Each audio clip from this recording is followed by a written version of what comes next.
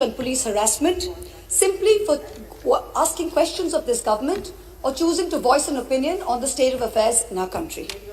So I, as a parliamentarian, garbed in parliamentary privilege, now choose to use this platform that the people have given me to ask the questions that the people want to ask and to give voice to their thoughts, so that this government may know that arresting, attacking and repressing voices will not hold.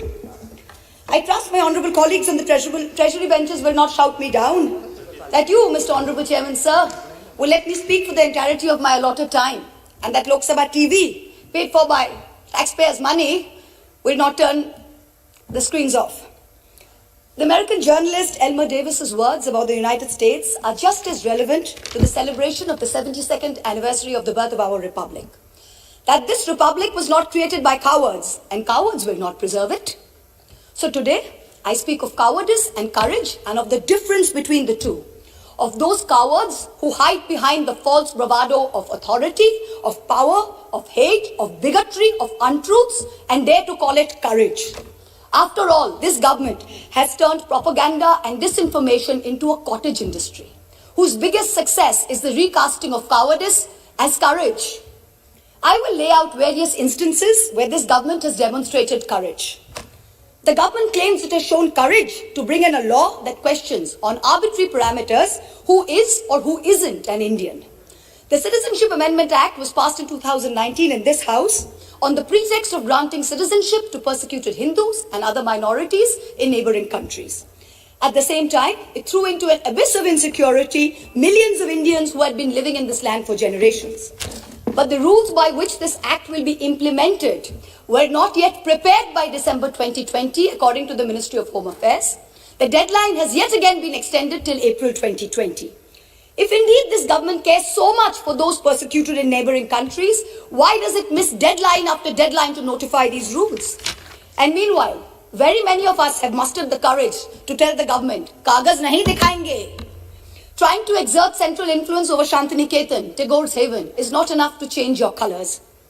Only a small portion of Jana Gana Mana was adopted as our national anthem. I urge the government to read the rest of it. Maybe it will help you understand Tagore, as you call him, and Bengal a little better. My colleague, the respected floor leader of the Congress party, happened to also quote these very words. But I think repeating them over and over again would do our nation some good. অহরহ তব আহ্বান প্রচারিত শুনি তব উদার বাণী হিন্দু বৌদ্ধ শিখ জৈন পারসিক মুসলমান ও খ্রিস্টানি পূরব পশ্চিম আসে তব সিংহাসন পাশে গাহে প্রেমহার হয় গাথা জনগণ ঐক্য বিধায়ক জয় হে. Hail unity, hail religious diversity. The courage to make India, the world's greatest democracy, into a virtual police state whereby a single dubious complaint, both an eminent member of this House as well as one of India's most veteran journalists, is charged with sedition. The courage to try and take over every state government by hook or by crook, whether you have won the popular mandate or not. You claimed you were wedded to constructive cooperation and cooperative federalism. Instead of partnering with state governments, you try and muscle them out at every opportunity. Does the ruling party wish that its legacy be that it governed the largest democracy in the world, or that it imposed a one-party rule in India? Ask yourselves. The courage to announce a national lockdown at only 4 hours' notice, causing untold misery, countless deaths, the sight of thousands walking for hundreds of miles with no food or money. This government spent less than 2% on social transfers, in contrast to OECD countries who spent 20% and 6%, which was spent by middle-income countries. The courage, no, the brazen audacity to announce an economic rebound. India was the single worst performer among developing countries in the year 2020. Even if we believe this government's economic survey, the economy was lower by 7.7% in 2020 and will rise by 11% in 2021. So in effect, by 2022, that is over a 2-year time span, the economy will be flat, just at the 2019 GDP number. The survey proclaims that growth is the biggest poverty alleviator. Honorable members of this House, we are going to have no growth for 2 whole years. I don't understand the celebration. I come from a rural constituency and a source for migrant workers. The distress in the MSME sector is real. This rebound is one where large, strong enterprises have become stronger. It is not V-shaped, it is K-shaped. 1% of rich and successful citizens have become richer, and the pains of the MSMEs have only increased. The government had the courage to say that it gave 1,13,000 crores via the direct benefit transfer scheme, only to take the same money away from those very same people and the middle class in the way of increased cess on petrol and diesel. We are not a nation that is growing and sharing its wealth. We seem to be a nation that is only finding ways to share our poverty. The hype today is that post-budget, the Sensex jumped. In a country where only 6 crore people pay taxes, only 4.6% of the total population, how many do you think are invested in the Sensex that they should jump for joy when the Sensex jumps? The courage to use the official channels of the Ministry of External Affairs to respond to social media posts by an 18-year-old climate activist and an American pop star, where not even one single ministry has been deputed by this government to try and look out for the food, water and basic sanitation needs of the farmers and their families who have been camping at the border for almost 90 days. And finally, the courage to bring in 3 farm laws when the opposition, farmers across the country, as well as the government's oldest ally, warned it was unacceptable. I wish to remind this government that India, under Prime Minister Lal Bahadur Shastri, committed 3 things to Sant Fateh Singh, the Akali leader. The creation of a Punjabi-speaking state, open-ended public procurement, and an assured return on agricultural produce. These farm laws threaten to snatch away 2 of these guarantees. These laws were arrived at without consensus, tabled without scrutiny, and rammed down this nation's throat with the brute force of the treasury benches. They have firmly established this government's motto of brutality over morality. And everyone else in this country has been portrayed as a coward or a terrorist, from the farmers to the students to the old ladies of Shaheen Bagh. You say you have courage. You claim you have done so many things that no other government before you has done. Yes, that is true. In true fascist fashion, you have made every act of pettiness, of vengeance, of hate, of bigotry a part of your narrative of courage. The reason no one has done it before you is not because no one had the courage, but simply because it was not the right thing to do. Has that thought ever struck you? And India's tragedy today is not just that her government has failed her, but that her other democratic pillars, the media and the judiciary, have failed her too. Lord Hayne, the Labour peer, said in the House of Lords, what is the point of being a member of Parliament, either in the Commons or in the Lords, if you don't discharge your responsibilities? And, where appropriate, use the privileges that you have in order to promote justice and liberty. So today, like a true child of Bengal, I will stand here and be courageous. Trust me, Mr. Balu, we have not lost the fighting spirit.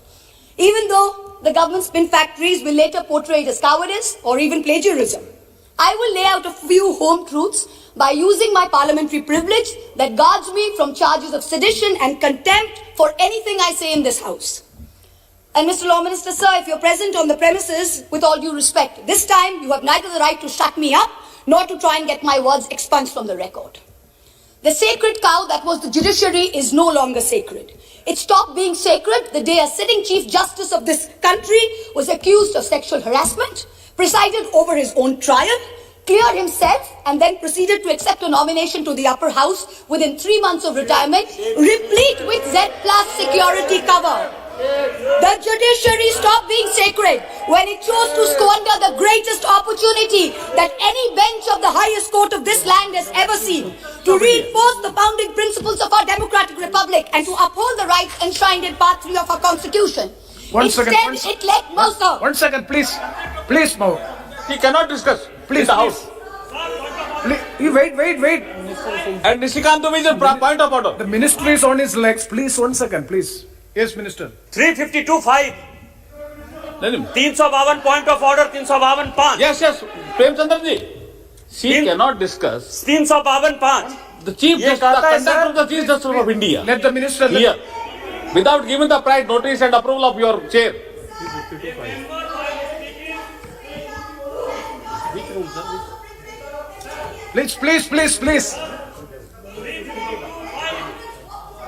Please. Please, Honorable. Sir. Please, Mahou Maitra ji, please be seated. Please be seated. This house is run by the rules and procedure. When a member seeks a point of order, definitely it is the right of the member. So I have to hear them, and I will pass the order, pass the rulings. Please. 352(5). A member while speaking shall not reflect upon the conduct of a person in high authority unless the discussion is based on a substantive motion drawn in proper items. Chief justice of India को हम लोग यहाँ discuss कर रहे हैं sir. Chief justice of India, Bharat के राष्ट्रपति ने उस आदमी को नॉमिनेट किया है, भारत के राष्ट्रपति के ऊपर डिस्कशन कर रहे हैं सर। और यदि इसी तरह से चलता रहा तो इस डेमोक्रेसी का बाजा बच जाएगा। इसीलिए कि उन्होंने राम मंदिर का judgement.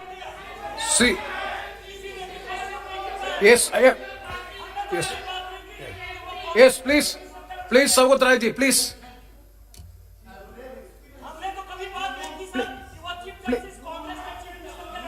Please. Saugat Rai ji, please. Please. Hey, please. चार बार नहीं सर, हमें Saugat Rai ji, आप सर आप बोलिए ना, आप बोलिए. That member is shouting. Please. Sir, Under what rule? honorable member under 352(5). Oh, please. I am going for an explanation.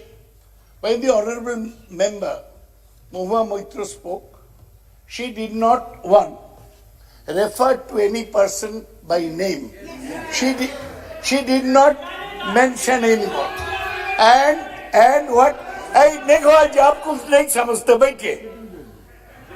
Number 2, she referred to a person who was the Chief Justice. If that man would be Chief Justice now, no mention could be made against him excepting by way of impeachment or accepting by a substantive motion. That man is a retired Chief Justice. He is not a man in high authority, and his name has not been mentioned. Not one word of what Mahua said should be expunged. I appeal to your good sense, sir, and your fair play and justice, Yes. that don't Yes, let please. this lady be stifled by the lenience of this ruling party. Yes, Honorable Minister. मैं ये कह रहा था chairman साहब, ये जो माननीय सदस्य बोल रही थी, इसने सेक्सुअल हरेसमेंट का आरोप लगाया चीफ जस्टिस ऑफ इंडिया पे। ये हमारे लिए शर्म की बात नहीं है, और इस हाउस में हम डिस्कस कर रहे हैं, और सौगत राय जैसा आदमी इसको डिफेंड कर रहे हैं। ये इतने विद्वान आदमी इनको डिफेंड कर रहे हैं। ये तो शेमफुल एक्टिविटी है। आप चीफ जस्टिस ऑफ इंडिया पे सेक्सुअल हरेसमेंट का आरोप लगा रहे हैं openly. Mahua Moitra ji, please. It is a misconduct of the member. Let me pass the observation of the chair. We will go through the proceedings. If anything it is affecting the higher authority and anything which is unparliamentary, definitely it will be looked into and it will be corrected. Please try to avoid such observations. No, sir. Sir, it is extremely important that I not only not avoid please, sir. It is very important that I not only not avoid them, but I bring them up, because I did not accuse the honorable gentleman of sexual harassment. Please. Somebody else did. A trial happened which he presided over. Number one, let me put it on record. I did not. It is a matter of great shame that someone sitting in the Chief Justice of India's chair, to which he had been appointed by the President of India, was accused of such a horrible act. I did not do it. Instead, let migrants walk She to is their repeating deaths. the subject. Please. It let our greatest It should not be activists done. and modern It should freedom not be done. fighters rot in jail. She is repeating the It target. now sits back as She a is not obeying the order. Chairman sir, she is not obeying the order. Chairman sir, she is not obeying the order. Again she is repeating. See, anything objectionable will not be there on the records. Please. Sir, Yes. Obeying the order of the chair also. No, anything She is again repeating the same charges against the Chief Justice of India. sir, Please, is it please. on? Sir, I have already. excuse me, sir. Please, Mahua Moitra ji, please be Excuse seated. me, sir. Please. Sir, you are welcome. Sir, Hardeep. Mahua Moitra ji, Hello. You have already made your observation. Yes, sir. Please, Let please, me please continue have, with my speech. Please Let have the me- patience. Please let- have the patience to Yes, hear the sir. chair, please. Yes, sir. Please, Let me please. continue. See, the matter is there is Let me continue my speech, And sir. please, please, Mr. you Chairman, please sir. wait. Thank Don't- you. don't be so Instead, What, madam? the Madam. judiciary stopped being sacred when it chose to squander the greatest opportunity Wonderful. that Yes. any bench of the highest court of this land has ever seen. Mohammed Raji, please address to the chair. Please hear the chair. Please be seated. Please be seated for 1 second. See, the matter is 352-5. 356. I'm calling 356. Yes. 356. The Speaker, after having called the attention of the House to the conduct of a member who persists in irrelevance or in tedious repetition, either in own arguments or the arguments used by other members in debate, may direct that member of discontinue the speech. Again he is repeating, sir. Yes. आपके observation के बाद again he is repeating. Nishikant Dubeji, wait. Nishikant Dubeji, we have already disposed of the issue. Yeah. See, if anything objectionable to the higher authority regarding the Chief Justice, any allegation is there, please. Definitely the chair will go through. Please. The chair will go through the proceedings. If anything is objectionable, definitely it will be expensed. Yes, please continue and please don't repeat it. Sir, the judiciary stopped being sacred when it chose to squander the greatest opportunity that any bench of the highest court of this land has ever seen, to reinforce the founding principles of our democratic republic and to uphold the rights enshrined in Part 3 of our Constitution. Instead, it let migrants walk to their deaths, it let our greatest activists and modern fighters rot in jail, and it now sits back as a mute spectator when our young are prosecuted for cracking a joke. The judiciary seems to have forgotten the constitutional principle of separation of powers, that Parliament and Parliament alone can legislate. If something is bad in law, then the courts can strike it down or stay it on grounds of unconstitutionality. But unless it is so, the courts must do nothing. The government alone must face the consequences. If the government has brought in the farm laws which are not acceptable to people, then either the government will repeal the laws or the courts or the people will vote the government out. We urgently need the sagacity and courage shown by the High Courts during the emergency when they delivered ADM Jabalpur and like decisions. The Supreme Court, unfortunately, is failing the common citizen and is being perceived as protecting the privilege and, ironically, only itself. A very large section of the Indian media has plummeted to new depths, both in terms of lack of factual reporting as well as the total absence of journalistic ethics. And yet, even when the bar is so low, the WhatsApp chat leaks detailing correspondence between a large government-leaning media channel and the head of the TV ratings agency expose the utter filth and the crony capitalism that, ironically, this government claimed to be saving us from. What is left of the resilient media is being targeted with the provisions of the UAPA and other draconian laws. You keep taunting the Congress about the emergency, but India today is in a state of undeclared emergency. But the government has miscalculated. There is a fundamental difference between cowardice and courage. The coward is brave only when armed with power and authority. The truly courageous can fight even when unarmed. Do not forget this. Do not forget this when you tell the authorities in Ghaziabad to clear the protest site overnight with the help of the police and the bureaucracy. You are not being courageous. You're a coward wielding power. The truly brave came in droves from villages wielding nothing but the belief that their cause is just. Only They one were speaker? propelled. One speaker. They were propelled by the spontaneous tears of their leader, not by the force of their water cannons. Do not forget this when you block the roads and cut the internet off in 17 of Haryana's districts. You are not being brave. You are a coward wielding power. The state of Haryana gives 10% of India's air force and contributes to 11% of the total strength of the Indian Navy. Its people can neither be termed anti-national, nor terrorists, nor gaddars. Do not forget this. When a peaceful 60-day movement is insidiously hijacked and then you slap FIRs on Punjab's farmers. You are not being courageous. You're a coward wielding power. Bhagal Singh and Jassa Singh Ahluwalia, leading their missiles, captured Delhi way back in 1783 from the Mughals. Their descendants do not lead a lesson in courage from those who captured Delhi only in 2014.